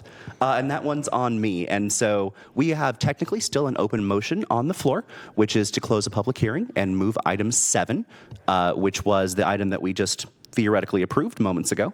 But the motion on the floor is to close the public hearing and to move the budget. All those in favor, please indicate by saying aye. Aye. Aye. All those opposed? No. Noted. And any abstentions? Thank you so much. The motion does carry, meaning we have passed the budget, and now we can move into item 7 for real this time. Thank you so much for your presentation, Sean. Do we have a motion to close a public hearing and approve item 7? Oh, I apologize. I have to have public comment first. We have received any additional public comment? Yes, we have for item number 7. Wonderful. Well, guys, do we have that here? Thank you so much. Our first and only public commenter on this item, Mark Freeman. It better be good, Mark. I swear. Mr. Freeman, thank you for joining us. You have 3 minutes. Yeah, this was initially, I think, supposed to be on not an item, but general comments. So, sorry. Usually I haven't really done this before, so excuse me if I didn't fill it out properly. And I do want to read my comments. Good afternoon. I appreciate the opportunity to address the board today. My name is Mark Freeman. I serve as president of Knowledge Transference Incorporated, and I'm the special project manager for the Sacramento Observer newspaper, bringing over 3 decades of experience in multimedia and online instructional design. I am here to advocate for increased collaboration and funding for community journalism within the public education and government PEG ecosystem. Both national and regional journalism face significant challenges due to political pressures and economic strikes, a situation also impacting PEGs and community media across the country. Historically, journalists and PEG organizations have often worked or operated independently of one another. Now, it is crucial for us to intentionally collaborate and seek funding from both sectors to ensure the public has access to reliable and informative content. The Alliance for Community Media has recognized the need, prioritizing collaboration with journalist organizations. The National ACM CEO affirmed this at a recent conference that partnerships with journalists and publishers are essential for the ACM's future. Solving Sacramento exemplifies this collaborative approach. As a founding member, the Observer participates in this award-winning organization, which demonstrates the benefit of competing entities uniting for the public benefit. I urge the Sacramento County Cable Commission, PEGs, and local publishers to explore opportunities for collaboration and deliver trusted and informative content to Sacramento County residents. I would like to offer the board a formal presentation and recommendations at a future meeting. Thank you. Thank you, Mr. Freeman. And with that, that concludes the public comment on this item. Do I hear a motion to close the public hearing and move the item? So moved. Motion by Vice Chair Gatewood. Second by, oh my God, I forgot your last name. I'm so sorry. Second by Director McCarthy Olmsted. Thank you so much. That's incredibly embarrassing. And so with that, do we have any members of the commission who would like to speak on this item? Director Gull? Just a quick question on one of the presentation items about re-requested funds that come through. Are there any of those that have been sort of sitting and languishing so long that they should be considered for removal? Okay, so originally I didn't know what the sort of scrub budget was and what the re-requests were. Mary has worked on that with me. We know for 24, 25, the numbers I'm showing you are those numbers that are being re-requested. We have not had time to go back to the earlier budget cycles. That's part of some of that auditing that I talked about. By the final budget, I will get your information for you. Thank you. Any other requests? Seeing none, in that case, we will proceed to a vote. All those in favor of closing the hearing and moving this item, please indicate by saying aye now. Aye. All those opposed? And any abstentions? I recuse from this item, please. Thank Noted. Thank you so much, Director. With that, the item carries. Thank you so much. And we're going to move into our next item, 8, which is the formation of Sacramento Metropolitan Cable Television Commission Budget Priorities Ad Hoc Committee. Sean, you want to walk us through this? Yes. Let me get to that page. We have one screen for this, and I'm going to show it to you in a second so you kind of know what you're getting yourself into. But if you choose to form a subcommittee, Chair, we've talked about having you lead, and then obviously some representation from city side and county side. But here's kind of what you're getting yourself into. These numbers across the top are a little bit different than the first chart that you looked at. This scrubs out interest, and this scrubs out cable casting fees. So this is just pure revenue. You can see your revenue dropping 18, 9, and 16%. I don't know what the revenue drop is going to be for next year. We probably won't know for a couple of budget cycles. The scale's a little misleading. I kind of put the peg at the bottom here, but the peg is also going down 5, 9, and 17. And given the item that you just voted on, you can see at some point in the future, we won't be able to cover 100% of all the peg requests. So that's part of the discussion also. My plan would be that we have BBK host and that I would have a presentation about a more detailed presentation about where all the funding goes.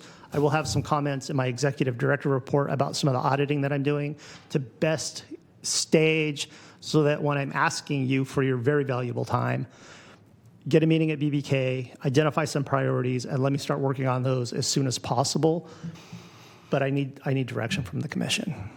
That's the ask. Thank you. Thank you. Madam Clerk, any public comment on this item? Not for this item. Thank you so much. I have a couple of quick questions before I pull folks up, which is number one, would you have a recommendation on how many commission members would be appropriate to serve on the ad hoc, or is that truly whoever volunteers? It has to be less than a quorum. So Sure. I think 5 is what it would be. You'd be 1, and then as many as... Myself, in addition to 5 other members, for a total of 6, which meets just under quorum. That's correct. Thank you. And then number 2, what would be the timeline for ad hoc meetings and producing a result? I would like to get this done in as little as 1 meeting, and I could come back to the September meeting for a general vote so you can direct me, and then possibly, depending on how that goes, a second one in that final quarter of the calendar year. So by the December meeting, I have a clear idea of what direction you'd like me to go in. Perfect. Thank you. First punched up is Vice Chair Gatewood. I want to be on the committee. The CHO does. So first off, yeah, thank you. And the second thing is, as we transition down, we may have to look at what we actually do, because this is the death blow of this committee. And as it goes out, I just want to make sure that the money, but I know a quarter of my city just transferred over to fiber. And they're all streaming. Like all our new areas, there is no Comcast cable being put out there. We literally have Fiber City and other fiber cities coming in and writing over the thing. So we're going to probably have to turn ourselves in some sort of revenue generation stream that this group has never really gone into. And it's an exciting opportunity, but also a very big lift. So I want everyone to put on their, if this group might not be, it might have to transition to something that's run by the county and purely goes into it, and there is no committee at that point. But it's going to be an interesting transition as we talk about, because fees went down almost, 16%? You could see it going down another 30 to 40% by the end of next year. And then you're breaking into what's really left. And we don't want to take any of the money that the franchisees need to keep it going, but we do have to set you guys up for success of how you're going to generate revenues. So. Interesting opportunities. Thank you. Director Hedges. Thanks. I'd just like to volunteer, and I would like to, I don't think that's a formal process, but I'd like to nominate Rebecca Sloan. You caught me. Director Sloan, could we request your expertise as a member of this subcommittee? Wonderful. So right now, looking at it, we have myself as chair, but also representing, City of Sacramento. We have 2 representatives from the county and 1 representative. By the way, you can be on the commission, but you can't call it the CHO. I beg you. There's actually 2 members from the CHO. 1 CHO 2. He's right. That's 2. I would love to request maybe another member from one of our jurisdictions, Director Hackett-Little. I'll volunteer as well. Got it. Wants to come? Oh, we'd love to hear it. Is that a nomination or is that? Oh, look at that, Director Middleton. Yeah, if there's space, sure. And indeed there is. And so that is our limit at 6 members. Is there any burning desire to change that? As a review, it is myself representing the City of Sacramento, Directors Sloan and Hedges representing the county, Director Gatewood, Vice Chair Gatewood representing the CHO. Thank you. Director Hackett-Little representing the city, and Director Middleton representing Citrus Heights. Does that sound like a good ad hoc formation to folks? That is the cap of our members. Do we need a motion to establish the membership of the ad hoc? You go ahead, Josh. Motion's not required as long as there's consensus that that's the ad hoc. Any concerns? Fabulous. It is decided. Thank you so much for volunteering to be a part of this, and I look forward to working with y'all. We'll hear next steps soon, I hope. Yes. Thank you. Thank you. That completes my presentation for the budget. Thank you so much, Sean. So that is the conclusion of our discussion items. We are going to move into Section 4, Separate Matters. Item 9, which is receiving and filing reports of channel licensees, which of course access SAC, KVIE, SECC, and SAC Life TV. I do see a few representatives and some new public comment slips. Thank you so much. First in public comment, I am excited to welcome David Lowe, representing KVIE. Mr. Lowe, thank you for joining us. The floor is yours. And thank you for passing the budget request that we had. So, David Lowe, KVIE, and we've got some really exciting things that we are doing. We're focusing more on news and information than we have, and I have something I can announce in August, but the first service is the KVIE News Minute, and I believe there is a video that we can show you.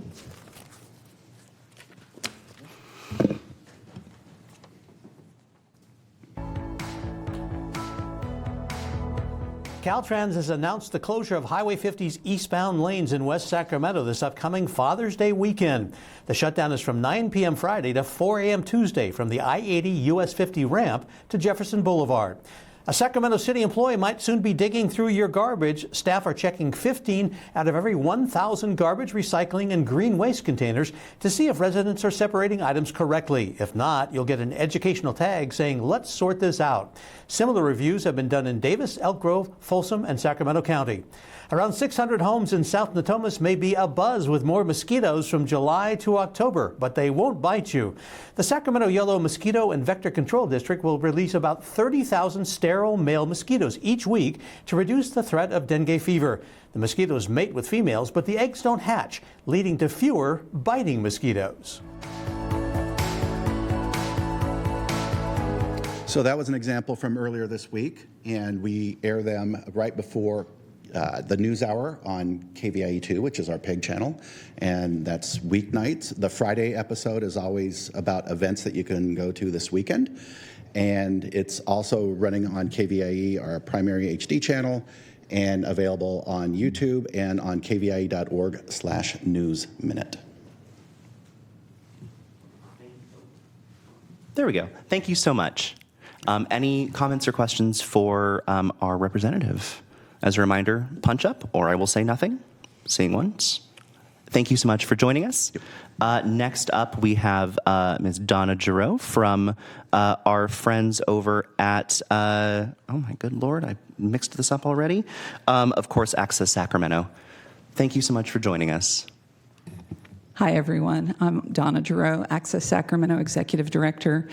I want to thank you for the funding.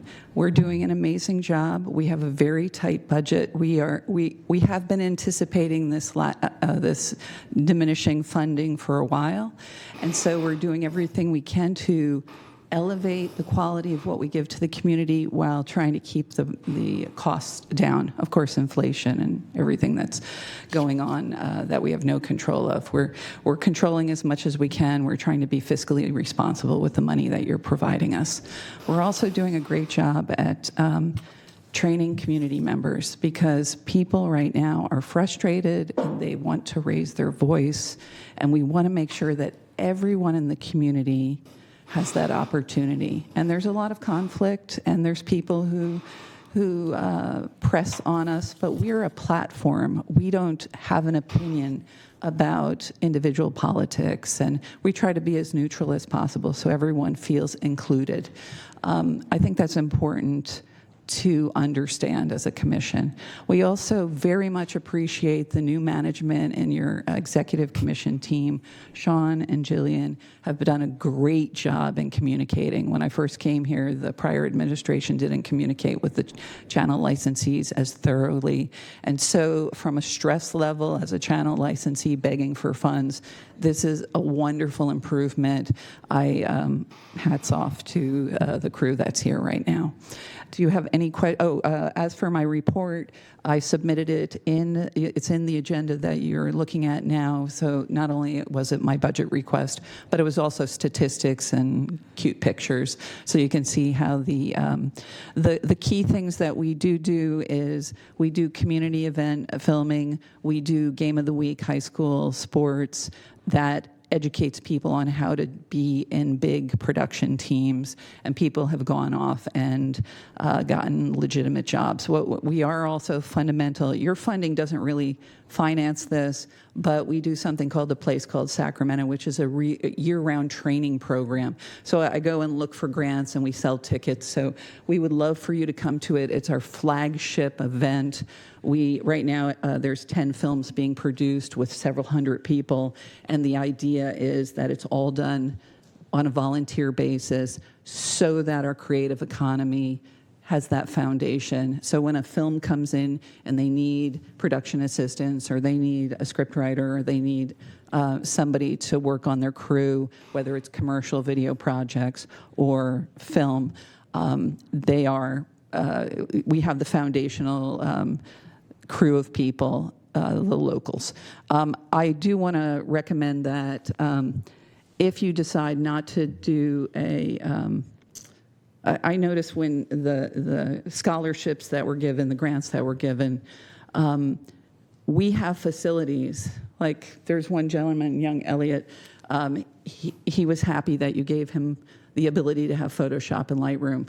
We have that for everyone in the community. So people who are not getting these grants, we have a digital media lab, 7 computers, they're all souped up. We pay for subscriptions every year. They're used extensively by the community. So if you are the working poor or lower on the economic scale, our service is there for you. Just know we have equipment, and we have software, and we have a digital media lab, we have a TV studio, we have a podcasting studio, and they're being used extensively. All right, any questions? Thank you so much. Thanks, guys. Thank you. Next, we have Mr. Ron Herman of Sac Life TV. Ron, come on up. The floor is yours. Well, it's good to see you all. I've been sick and I had other things that kept me away from the last 2 meetings, so it's nice to be before you. As you know, going back a little bit, we used to be SAC Faith TV and just had faith-based programming, and I'd come up here and give you a 1-minute overview, and then I was out of here. So I'm giving a big smile today because of your funding last year. For the first time, we've been able to do some things that we hadn't been able to do before. Not only were we went from SAC Faith to SAC Life, we've expanded our program to be community outreach, nonprofit, health and fitness, the arts, and of course we still have our faith things that are going on. I want to give thanks right now before I get into my presentation here to Access Sacramento and Donna and her crew. For the first time, I think, as long as I've been here, which is 17 years, I felt it was good that if we could work together, we could split the costs on things, use our resources together, and spread ourselves better in the community. And we've had a partnership that's worked real good this last year, and she's helped us with some productions, and we've helped them with some things, so that's really worked out good. Last year, you granted us $70,000 to do some things with, and I want to kind of give you an overview of what happened with that money. We had our first project was called Operation PTSD. I'd been approached by our Veterans Administration of the Capitol by some people that knew what I was doing over there and said, look, our veterans aren't getting the support they need. They've got some issues going on. Can we do something to help them out? We've got some ideas. We developed a show called Operation PTSD where we take several of our local veterans. We put them in, there's a local place that does a retreat for them, and we talk about their issues, how they got their PTSD. They go through this program and how they're correcting it. We have information that goes out to the public of what to look for in your own families and so forth. The idea here was to get money to do 2 pilot episodes, and I know that money and funding is very tight, so the idea here is to do something different. Create an episode or 2 that would be it would be, as I mentioned, the pilot episodes, and hopefully be able to get that money funded by a streaming service like Prime or Netflix or something of that nature. We're still working on that project. Those 2, we took those 2 pilots. They've been edited a couple times, and they've been shown around. We've got matching funding to come back and do extra shooting last weekend. Those 2 episodes are going to turn into 8 episodes and almost have a full season that we will be able to present to a streaming service and hopefully fund itself so that I don't have to come back here to this committee and ask for more money. So that's one good thing, and that's for our community veterans. The other thing we put together was called the Powerhouse Podcast. This is a half-hour show with a local host that focuses on things that are going on in our community. It's driven by our own viewers that send in information on our emails of subject matter they want to have covered or guests they'd like to have on our show, or their national issues that also affect our area here in Sacramento. We've had 30 episodes so far. They cover subjects such as our legislature at work here in the Sacramento area, homelessness, mental health, fighting addiction, service animals, inside ICE, immigration, how it relates. That was definitely a subject that obviously there's 2 sides of that. It can go both ways, and we covered that on the other side by having Christian Gonzalez in, who was the Mexicans consultant of California, to talk about the other side, the immigration side of it. So we're covering both issues.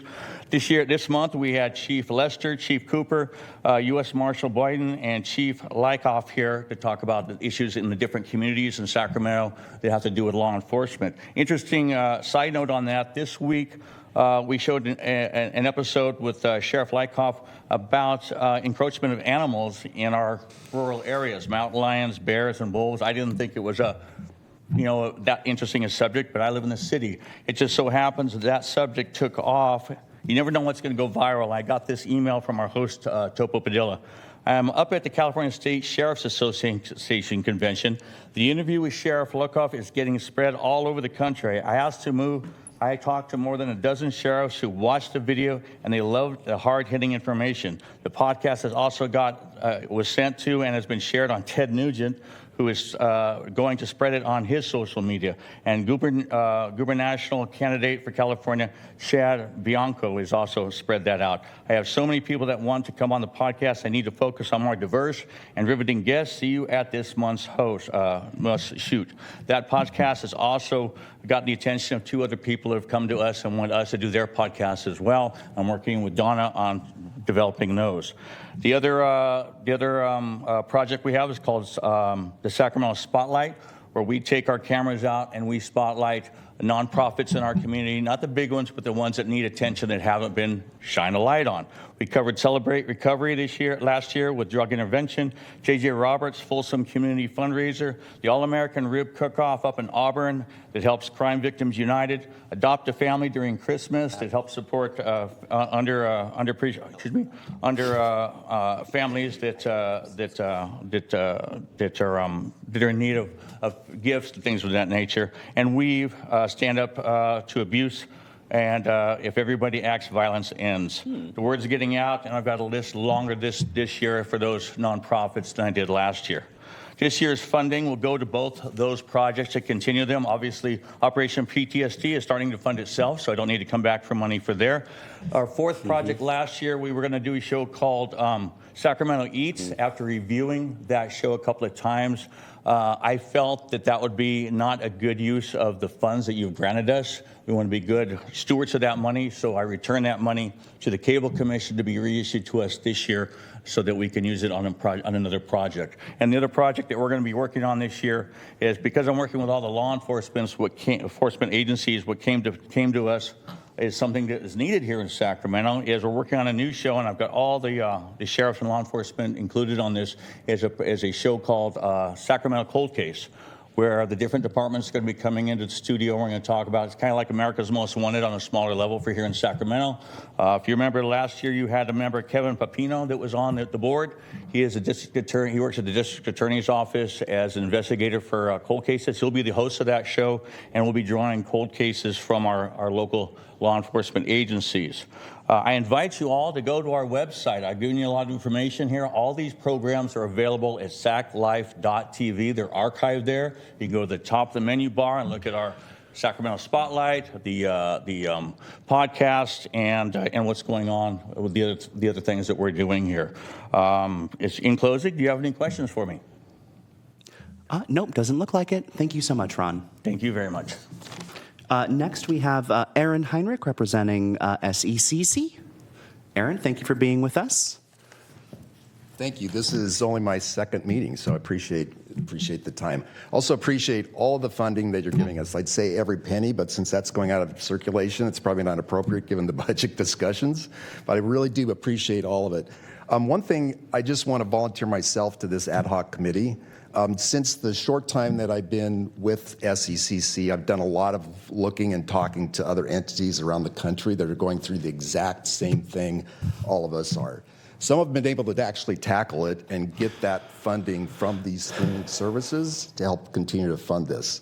So there's some insight I might have, some other folks that I've talked to that I recommend you speaking to as well as part of that opportunity. Before I go into any of the details of what we've accomplished over the past year, I do have a video I want to show that probably encapsulates probably better than what I could actually say. So if we could go ahead and say that at this point, show that.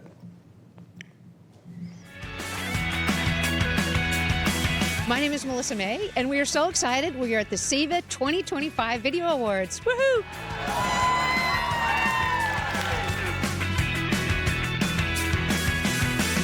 I'm most excited to be up there speaking and to see who gets the SIVAs, because it lets kids show off their creativity. It lets them air things that probably would have only been shown to like a small group of friends at their school. It lets them show it off to untold thousands of people. Well, the SIVA program is encouraging students to expand their horizons, to go do something cool, to it's like the Oscars. And it really encourages folks to go outside of what they're normally doing, to be creative, to reach for the stars, so to speak. This year, we had 630 entries. We need to make sure that we continue to invest in these kind of programs. It's really critical in making sure that everyone has a voice. And I love being able to use our board, the Metropolitan Cable board, to reinvest into this kind of program. Winning the SIVA really helped me remember how much that media has in our society. I guess just as an influence and everything. I think what people should take away from the SIVA is that creativity is not bound by an award. Creativity is bound by your imagination.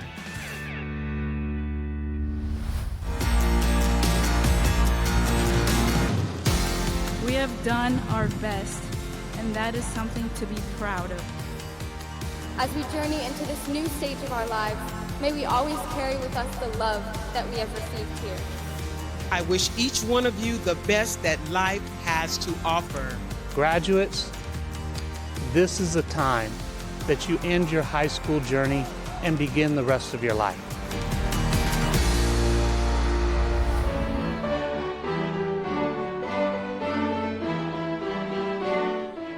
The String Project is a service learning program where we take elementary school kids and middle school kids and we bring them here on campus to Sacramento State and we teach them how to play violin, viola, cello, and bass, the bowed orchestral strings. And the main teaching is done by college students who are majoring in those instruments or majoring in music education.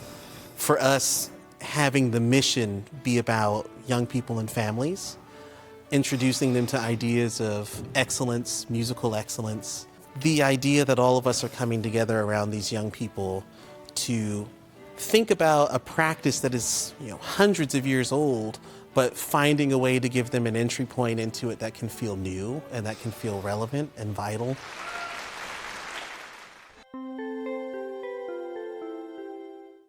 So I just wanted to give you an idea with that we are far more than just the SEVA Awards, and thank you, Ryan, for taking the time that evening to be part of that, and I'm sorry Portia has left because I appreciate her as well.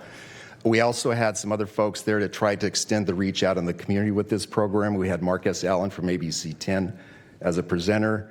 We also had Catherine Luna, who's now with the Sac Republic FC as a presenter, and we also had Melissa May, who's one of the instructors at Intercom and a media educator there as a presenter. We had 52 teachers involved, 11 school districts, 4 grade groups, and 5 categories. And as I mentioned in, I think, the first commission meeting, we had over 630 entries, which was a record. So this is a program that on the surface, that looks like these kids are having fun, which they are, but it's also very impactful. These kids, as I've grown to know some of them and also talk to the teachers, are learning things like confidence, being able to communicate, tell stories visually, and really be able to integrate themselves into a world that has become far more visually oriented today. So the other thing is we had 15 grants from the grant money that we got from this past budget. We live streamed to both channels 15 and 16. As you saw, over 40 high school and related graduations. Probably about over half a dozen of those are ones that we actually helped produce and were on site with. In-kind productions for 8 districts. We had 6 committee meetings, and then we've also began expanding the overall programming on our access channels to update it and make it more relevant. Relative to the budget, we just had a board meeting and a strategic plan yesterday where we're already starting to try to figure out this ourselves because we know the money's going away at some point. And it's interesting, Sean, because the time frame we gave ourselves was 3 years, right? Because this is what I saw happening when I was the head of marketing at ABC 10 too. And when you saw those cable cutters and cord nevers and the cable companies going like this, it's all the same thing. So anyway, I appreciate your time. I appreciate the budget that you've given us. We're going to make the best use of it. Thank you. Any questions? Thank you so much, Aaron. Yeah. It was such a pleasure to be at SEVA this year. I wasn't able to make it last, but I can't tell you what an honor it was to be able to support in presenting those awards and kind of facilitating the event. So thank you for the invitation, and hopefully we'll see it next year as well. Yeah, thank you. Awesome. Thank you so much, Aaron. You bet. Our final public commenter on this item is Alexander Vasquez. Mr. Vasquez, I have you down for number 6 and number 9. You are very welcome to yield your time. I'll yield my time. Noted, and thank you. That concludes public comment, and we have received and filed the reports of our licensees. Thank you all so much. We will move into item 10, receiving and filing the reports of our state franchisees. And do we have any representatives from Comcast or AT&T and DirecTV? The reports, of course, can be found in your agenda packet if you choose to peruse them. Noted. Moving into item 11, the Executive Director's Report of General Administration Activities. Sean, what's going on?